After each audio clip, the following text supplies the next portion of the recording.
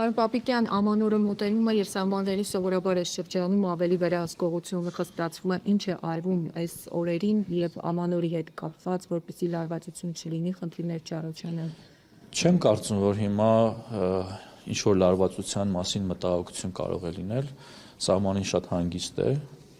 եւ պատրաստվում ենք ամանորին, այո, տոնական օրերին բնականաբար ծառայություն ավելի զգոն է, բայց հաշվի առնելով նաև եղանակային պայմանները, քամի, բուքը, այլ մտահոգություններ ունի այսօր զինված ուժերը եւ մենք մեր առօրյա խնդիրներով ենք զբաղված։ Այսինքն հիմա քամին ու բուքն է խնդիրը։ Այո, այո։ Ինչ է կապում, բայց Այդպիսի տեղեր հիմա այսօր։ Այո, եթե Երևանում կամ մեր մարզերում կամ հարակից մարզերում ձյուն չկա, ապա բարձրադիր հատվածներում կա ձյուն։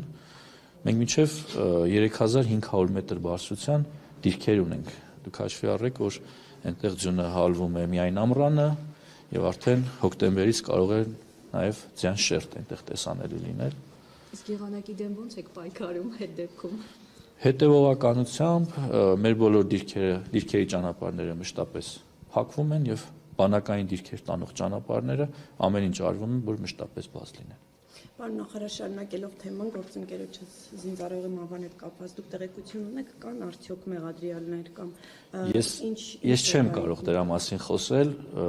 կարծում եմ դա այն հարցն է, որ անհրաժեշտության դեպքում քննչական կոմիտեն պաշտոնական հայտարարությամբ հանդես կգա։ Կարծում եմ ծանոթ եք նաև քննադատությունները շատ են հնչում, որ նախարարությունը շարունակում է այն գործելակերպը, որով շատ արագ ինչ-որ դեպքեր, երբ որ լինում են, դրանք որակվում են որպես ինքնասպանության փորձ եւ այդպես այդ դեպքերը տարիներ շարունակ Դրա համար փորձում ենք մենք գնահատականներ չտալ, որպեսզի նման հարցեր չծագել։ Գնահատողը մենք չենք, կան մարմիններ, որոնք պիտի տան այդ գնահատականները։ Շնորհակալ եմ։ Որ կարող եք գոնե ասել, որ հատվածում է եղել զորամասը չնկատում են։ Ավելին ասել չեմ կարող։